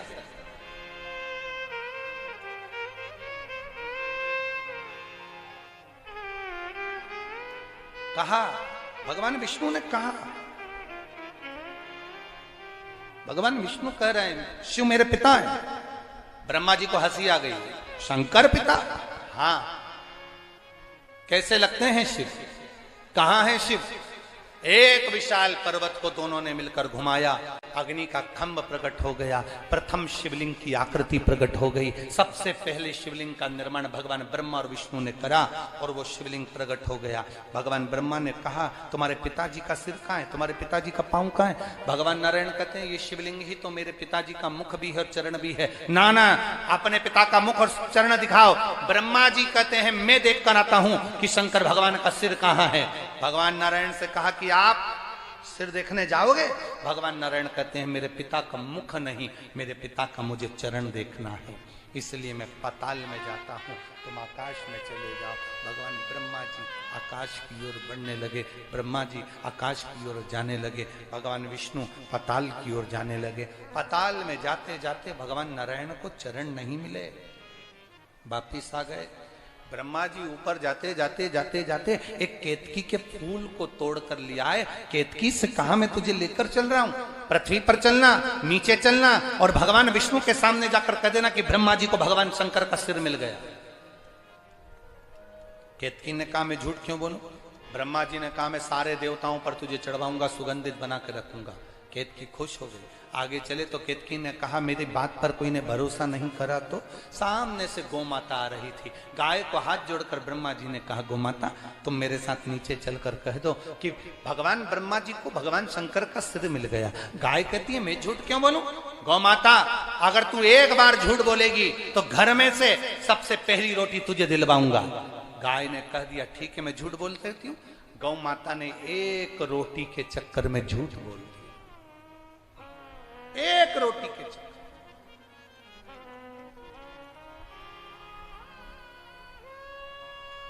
और बड़ी विचित्र है ये जिह्वा, बहुत विचित्र कि बोल मेरी जीवा हरि हरि 10-10 भोजन पान करे और राम नाम में मरी मरी। बोल मेरी जीवा, बोलो तो हरि हरि। क्या बोल रहे हो, हरि की मरी? हरि।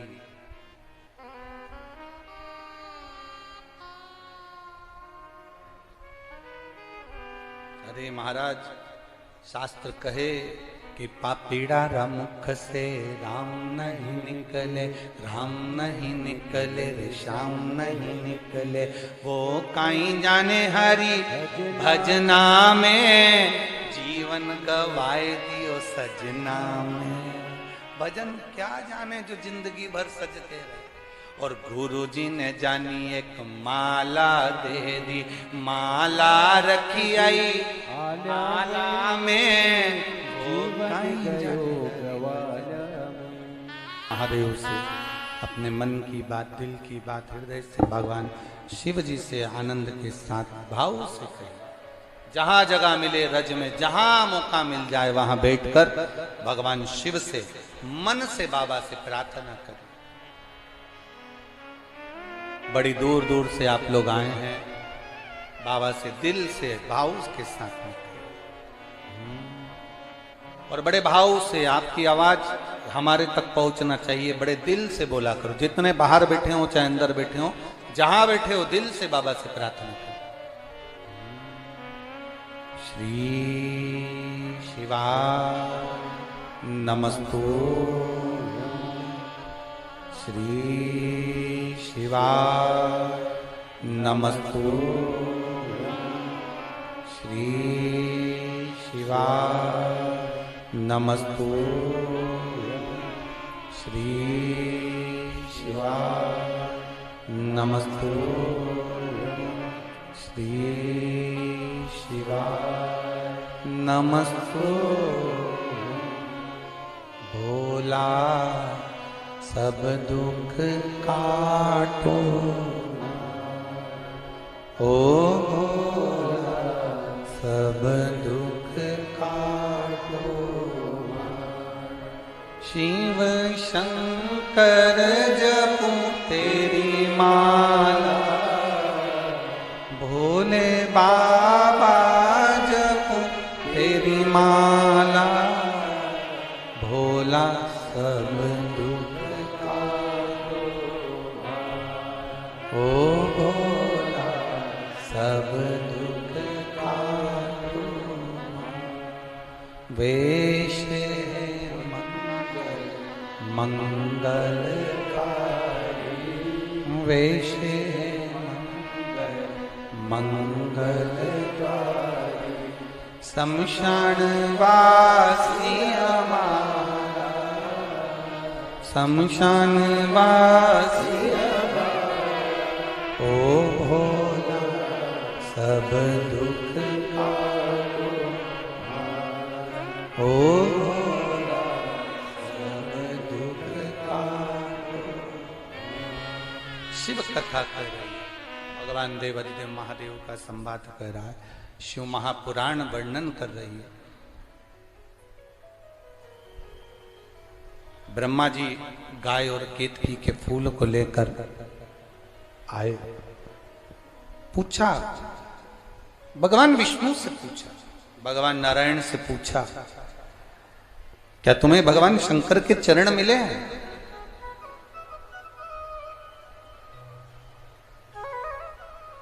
कोई तुमसे कहे कि शिवलिंग पर जल चढ़ाते हो, क्या शिवलिंग में शंकर जी का मुख देखा है? कोई तुमसे कहे शिवलिंग पर जल चढ़ाते हो, क्या शंकर जी के शिवलिंग में चरण देखे हैं? आप एक शब्द कह देना, हमने बाबा को शिवलिंग में देखा कि नहीं देखा ये पता नहीं, पर इतना जरूर है कि मेरे भोले बाबा ने मुझको जरूर देख लिया है, बस इतना काफी है। मेरे बाबा समय आया, भगवान ब्रह्मा जी सृष्टि का निर्माण करने के लिए आतुर, और सृष्टि के निर्माण के लिए स्वयं भगवान देवादिदेव महादेव ने कहा कि सृष्टि की रचना करो। और ब्रह्मा जी सृष्टि की रचना करे पर उनके स्मरण में नहीं आया, इसलिए किन्नरों की सृष्टि की रचना उन्होंने की। किन्नरों की सृष्टि। तब मेरे देवादिदेव महादेव स्वयं ब्रह्मा जी को रसतत्व दर्शन कराने के लिए। और देखिए ब्रह्मा जी झूठ बोले जिससे उनका एक सिर कटा, जिससे कर्मनाशा नदी प्रकट हुई, और ब्रह्मा जी के कटे हुए सिर से बट वृक्ष प्रकट। शिव महापुराण की कथा कहती है, भगवान शंकर का संवाद कहता है, अपनी जिंदगी को सत्य में जीने का प्रयास करिए। शंकर जी को सबसे ज्यादा प्रिय अगर कुछ है तो वो सत्य है, क्योंकि शंकर सत्यम शिवम सुंदरम का एक आनंद प्रेरणा देते। जितना जीना है सत्य में जिंदगी को जीने का प्रयास, सत्यमय जीवन। और जब आप सत्यमय जिंदगी को जीने का प्रयास करोगे तो उसमें एक आनंद की अनुभूति होगी, उसमें एक आनंद का रसतत्व प्राप्त होगा। हम आपसे कहें, आप रोज अगर सत्य नहीं बोल सकते, रोज अगर सत्य की परिभाषा को नहीं व्याख्यान कर सकते, तो निवेदन केवल इतना है, हफ्ते में कम से कम एक दिन, एक घंटा, आधा घंटा ऐसा निकालो कि हमारे मुख से हम झूठ नहीं कहेंगे, हमारे मुख से हमें सत्य ही कहना। कम से कम आधा घंटा, 15 मिनट, 20 मिनट ऐसा निकालना कि हमें अब ये 20 मिनट जो मैंने निकाले हैं शिव जी की भक्ति के लिए, इसमें मैं सत्य बोलूंगी, झूठ नहीं बोलूंगी, मैं सत्यता के पथ पर जीऊंगी, असत्य नहीं बोलूंगी, मैं सत्यता का जीवन जीऊंगी, असत्यता का जीवन नहीं जीऊंगी। मैं केवल सत्य की ओर जाऊंगी। प्रयास करिए। भगवान शिव अर्धनारीश्वर स्वरूप का दर्शन देते हैं तो ब्रह्मा विष्णु और महेश तीनों आकर सुंदर लीला का दर्शन कराते हैं। एक बार जोरदार ताली बजाएं। भगवान ब्रह्मा विष्णु महेश पधार रहे हैं। हर हर महादेव। भगवान महादेव की पवित्र आरती प्रारंभ हो रही है। आप सब अपने स्थान पर खड़े होकर भगवान शंकर की आरती का लाभ लेंगे। कल कथा यही 2 बजे से 5 बजे तक भगवान शंकर की पवित्र आनंदमय पवित्र भूमि ब्रज 84 कोस की इस पवित्र आनंदमय धरा पर कौसी कला में सुंदर आनंद के साथ जो कथा चल रही है, आज द्वितीय दिवस की कथा यहाँ पर विराम ले रही है। भाव के साथ, आनंद के साथ भगवान शंकर की पवित्र आरती का लाभ लेंगे। हर हर महादेव।